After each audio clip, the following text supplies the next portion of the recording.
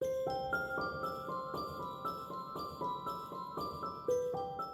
et bienvenue dans l'antre d'une autrice, d'une rêveuse et d'une lectrice. Aujourd'hui, je vais vous faire le bilan de mes lectures de novembre, qui a été un mois, somme toute, assez bon, globalement, même si il s'est terminé avec une note assez négative. Commençons par le commencement. Je vous dis donc tous les livres que j'ai lus ce mois de novembre. J'ai commencé par Modernae de Nelly Echeta. J'ai lu le tome 1 et le tome 2 du Rituel d'Eundia de Laura Prono. J'ai lu A Witch's Guide to Magical Innkeeping de Sango Mandana, puis Prosper's Demon de J.K. Parker, puis les deux derniers tomes de la saga des détectives du Yorkshire de Julia Chapman, donc Date with Justice et Date with Destiny, puis le tome 3 de la saga de Isle of Muir de Cozy Romance de Jenny Colgan, donc An Island Christmas, puis le tome 5, il me semble, de la saga de Dream Harbor de Laurie Gilmore, dont le titre est The Gingerbread Bakery, et j'ai terminé par Et il a neigé sur le fjord de Laetitia Arnaud. Cela fait un total de 10 livres. J'ai ajouté 4 livres à ma palle, donc ça fait un total dans ma palle de 39 livres. Ce mois-ci, j'ai lu que en papier, dont la majorité était en anglais, donc 6 en anglais, 4 francophones, et 90% étaient écrits par des femmes. Au niveau des sagas, j'en ai commencé, terminé et avancé. J'ai commencé et terminé du coup la saga de la duologie du Rituel d'Eundia.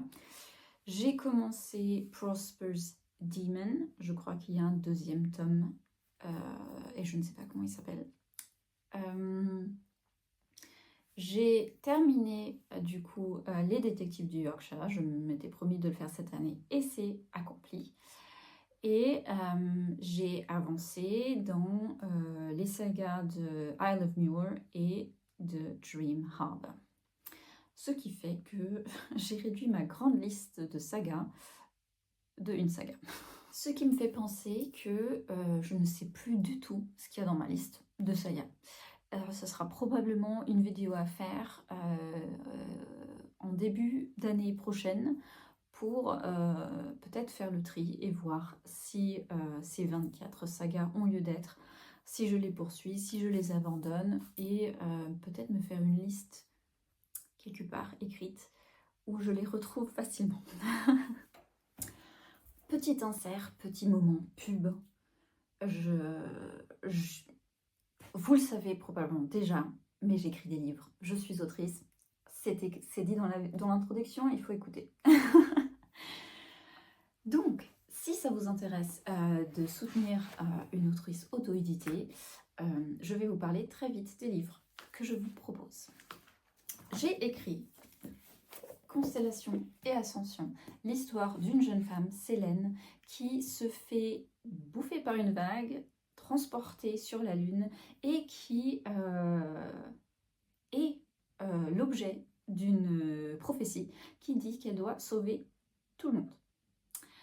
Je ne vous dis pas le stress, la pression qu'elle ressent, elle qui, franchement, n'est rien de spécial, à part aimer les livres, avoir les cheveux blancs et avoir une marque de naissance en forme de croissant de lune au coin de son œil gauche, elle n'est vraiment rien de spécial.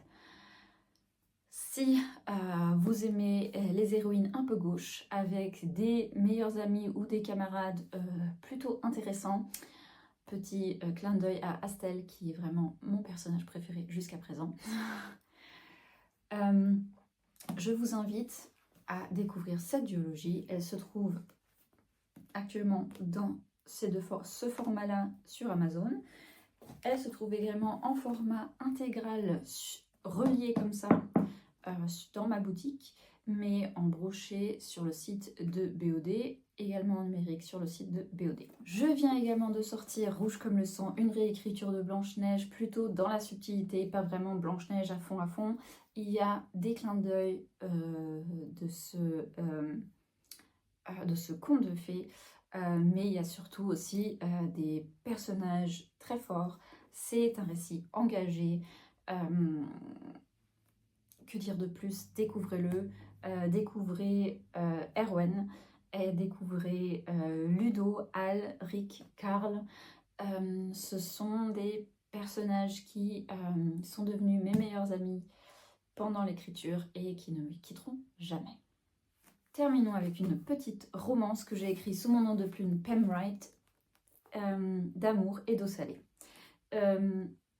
C'est un tout petit livre, tout choupinon, qui raconte l'histoire d'Ellie qui vit à Londres, travaille dans une grande boîte marketing, événementiel, etc. Elle se rend compte que son cher et tendre la trompe et qu'en plus, ils ne sont pas du tout sur la même longueur d'onde. Donc, elle débarque en Cornouailles, au bord de la mer, là où elle a hérité d'une cabane de son grand-oncle. Et elle va y habiter. Mais qui habite également à Port Urchin, il y a Nick, le petit frère de sa meilleure amie, il y a un écart d'âge de 7 ans, et lui, il a toujours eu le béguin pour Ellie. Est-ce qu'il y a eu une petite histoire avant tout ça? Il faut le découvrir. Est-ce que Ellie pourra traverser les barrières de ses attentes de la société par rapport à la différence d'âge, surtout si une femme est plus âgée? À vous de le découvrir. Tous les liens pour trouver mes livres sont dans la barre de description. Et avec ceci, je termine du coup l'insert publicité. Je vais vous parler maintenant de ces lectures. J'ai donc commencé le mois de novembre avec des livres auto-édités. J'ai commencé avec Modernae de Nelly Cheta, qui était une pure pépite. D'ailleurs, mon avis est sur mon compte Instagram, que je mettrai en description. C'est un roman très intelligent, situé dans la période victorienne, mais où la science s'est développée de sorte à ce qu'il y ait une sorte de magie qui est basée sur la physique et la chimie. Et c'est tellement bien ficelé et extrapolé et imaginé que on pourrait presque imaginer que ce type de magie serait possible si quelqu'un voudrait le développer ou faire des recherches là-dessus. Ce qui fait que ça rend cette magie tellement plus palpable et la lecture beaucoup plus fascinante que dans d'autres romans de fantasy où forcément on sait que c'est pas vraiment possible. Mais ici on se dit peut-être. Les personnages sont tous très intéressants et féministes et intelligents et forts à leur manière. Et je trouve que Nelly Cheta a une plume très poétique, très engagée. Je ne peux que recommander cette lecture, mais tellement chaudement. C'est vraiment une pure pépite. Ensuite, j'ai les 2 livres du Rituel d'Undia dans une intégrale. Vous l'aurez vu dans la mise en image, j'ai utilisé les couvertures des 2 livres individuels parce que même si c'est un livre physique, il s'agit de 2 livres. Donc je comptabilise. Voilà. C'est donc également une histoire auto-éditée par Laura Pruno qui parle grosso modo d'un village, je dirais nordique parce que c'est fortement influencé par des traditions, je dirais vikings, scandinaves, tout ça, parce qu'il y a la neige et la façon dont ils s'habillent, tout ça. C'est sur une île. Et ces villageois, certains d'entre eux ont des pouvoirs magiques, plus ou moins développés. Mais malgré ces pouvoirs magiques, ils ont très peur d'un peuple mi-humain, mi-oiseau. les volucris, qui débarquent parfois sans avertir et qui capturent deux des leurs. Et en général, ce sont les deux qui ont la magie la plus puissante. Pourquoi faire? Ils ne savent pas. Nous avons... ça s'appelle comment? Elle s'appelle comment? Non, c'est le frère... Verda. Nous avons Verda qui, elle, est tout feu, tout flamme. Et qui, elle dit... elle veut vaincre ses volucris.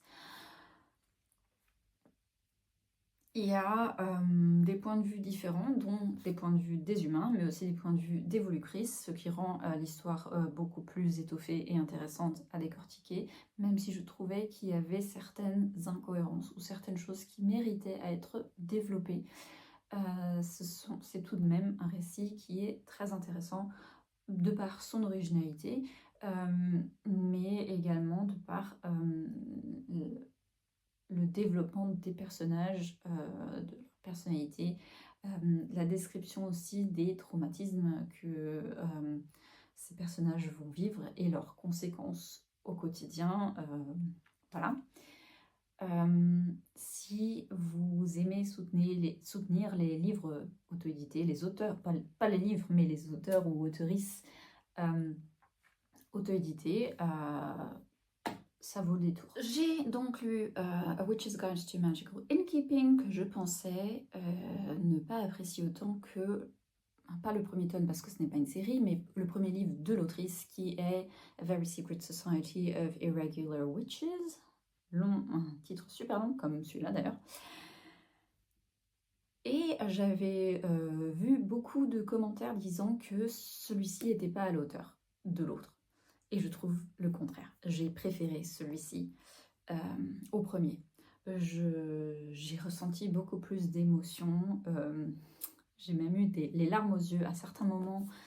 Je ne vais pas dire lesquels parce que sinon ce serait un trop gros spoil. Pour le Love Interest, je le trouvais carrément beaucoup plus green flag que l'autre. La maison magique, les personnages touchants et attachants qui se construisent une vie autour de cette maison et de Sarah Swan qui est celle qui possède cette maison. Je trouvais ce livre beaucoup plus percutant que le premier. Donc, si vous hésitez à lire ce livre à cause des avis des autres, écoutez le mien et peut-être lancez-vous. J'ai lu Prosper's Demon. Je ne savais pas trop à quoi m'attendre et j'ai donc été surprise. Mais je ne saurais dire si j'ai aimé ma lecture ou pas. Basiquement, le contexte. Il s'agit c'est dans un monde où il y a des exorcistes, mais les exorcistes ont lieu d'être puisqu'il y a des démons, un chiffre assez précis d'ailleurs, qui ne bouge pas. Ces démons ne meurent pas, ne peuvent pas mourir du tout, mais ils possèdent des corps parce que ça leur permet de faire plusieurs choses, voilà. Et ces exorcistes virent les démons de ces corps. Il y en a même un avec qui il y a une histoire parce qu'à chaque fois, il est toujours en train de virer le même. Et du coup, on a l'impression que le démon, il a une certaine rancune par rapport à cet exorciste. Bref. Et il y a et cet exorciste en question est un peu cynique, un peu beaucoup cynique d'ailleurs. Et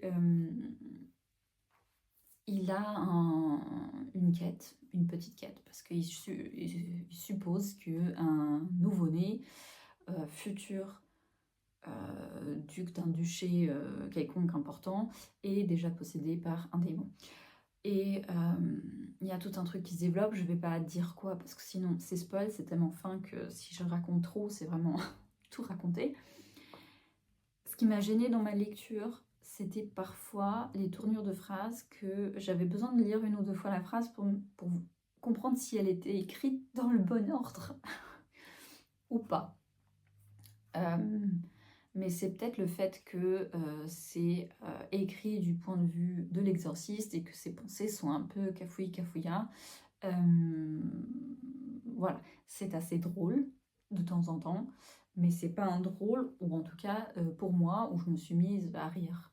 Voilà, c'est assez rare que ça arrive, et là, oui, c'est amusant, mais sans plus pour moi. Donc, si vous voulez vous faire votre propre idée, allez-y, parce que c'est original. Mais moi, je suis encore en train de méditer sur ce livre. Est-ce que je l'aime ou est-ce que je ne l'aime pas? Enfin, j'ai terminé donc la saga des détectives du Yorkshire et c'était une fin très positive, dans le sens où parfois au milieu il y avait certains tomes où les intrigues étaient moins palpitantes, moins intéressantes, où j'avais vraiment plus envie d'arriver en fait à la fin du livre que dans ceci où j'ai vraiment apprécié chaque mot, chaque paragraphe de l'histoire. Ce qui fait que la saga se termine sur une note très positive. Bon, après, en 10 livres, il y a forcément toujours un tome qui est moins bon. Voilà, on ne peut pas toujours faire exactement dans la même qualité. Il y a toujours des hauts et des bas, ce que je comprends parfaitement. C'est pour ça que moi je dirais que dans l'ensemble, vraiment, Les Détectives du Yorkshire était une saga que j'ai beaucoup aimée, parce que c'est du cozy mystery avec des personnages super touchants et attachants et drôles, surtout les personnes âgées qui se mêlent de tout. Du coup, je vous conseille vivement. Ils sont en français aussi. Voilà. En revanche, petit bémol pour An Island Christmas de Jenny Colgan.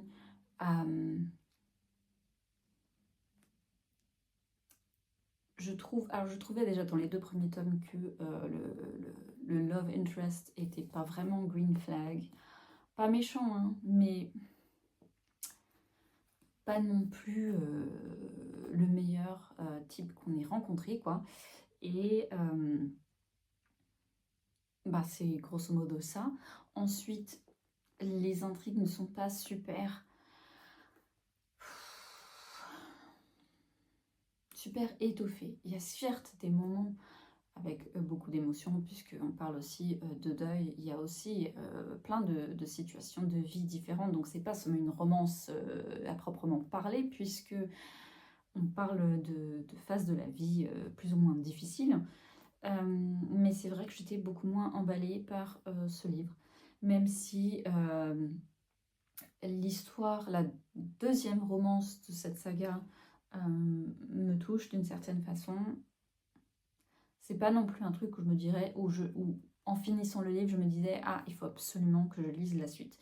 Donc c'est à voir si je continue la saga ou pas, ou si c'est vraiment une saga que je continuerai vraiment lentement, sans la mettre activement dans ma liste de sagas en cours. Et je me rends compte que j'ai déblatéré là-dessus en vous montrant le mauvais livre. C'est bien celui-ci. Celui que je montrais, c'était le 2e tome.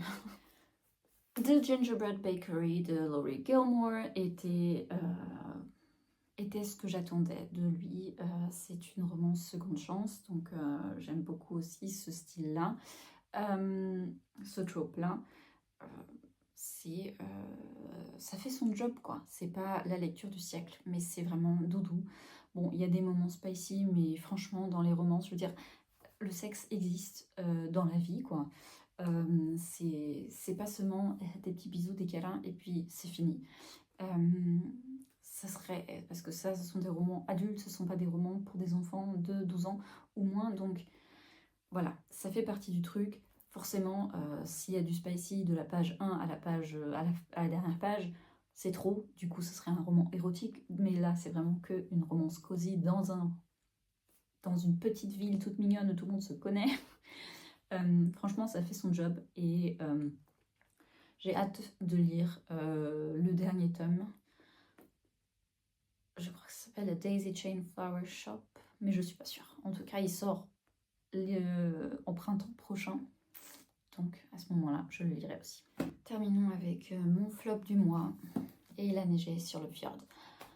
Une romance aussi, mais du coup, comparée au Gingerbread Bakery, qui est cosy, mais quand même basé sur du réel, du vécu, voilà. C'est très mièvre pour moi, mielleux et mièvre. Et je pense qu'il y a un moment de ma vie où j'aurais adoré ce genre de livre où tout est rose, tout est beau, tout est mignon et tout se goupille d'une façon tellement adorable et mignonne. Mais en ce moment, non, c'est pas du tout pour moi. C'est pas du tout ce que j'attends. J'adore les trucs cosy, les trucs adorables, mais il faut qu'il y ait aussi des moments d'obstacles, de difficultés à surmonter, qui soient un tant soit peu réalistes. Ici, j'ai vraiment l'impression que c'est le monde de Barbie, quoi. Je sais pas. Je trouve ça très dommage et surtout que c'est un très bel objet livre. Mais sur le coup, voilà, la seule chose que ce livre a de top, non, deux choses que le seul livre a de bien, c'est que ça m'a donné envie d'aller d'aller visiter la ville Drøbak en Norvège et qu'il y a des recettes à la fin. Et certaines recettes me donnent envie de les tester, surtout parce que c'est des recettes plutôt pour Noël. Donc à la fin, il y en a 1, 2, 3, 4, 5, 6, 7, 8, 9, 10, 10 recettes. Il y a 10 recettes et elles sont toutes, enfin peut-être pas toutes, mais la plupart me donnent carrément envie. Donc je vais probablement en tester quelques-unes. Mais bon, juste acheter un livre pour les recettes qui est à la fin, c'est dommage. J'ai pas envie d'en dire plus parce que j'aime pas non plus parler de mal de livres parce que la personne qui a écrit ce livre, elle ça l'a touchée, elle, ça a compté pour quelque chose, ça lui a fait du bien, elle a eu envie de raconter cette histoire. Donc pour ça, franchement, bravo. Terminer un livre, le publier en maison d'édition en plus, c'est magnifique. Mais bon, on ne peut pas tous aimer le même type de livre et forcément et probablement que vous aimerez ça, je ne sais pas. C'est peut-être absolument votre tasse de thé. C'était pas la mienne.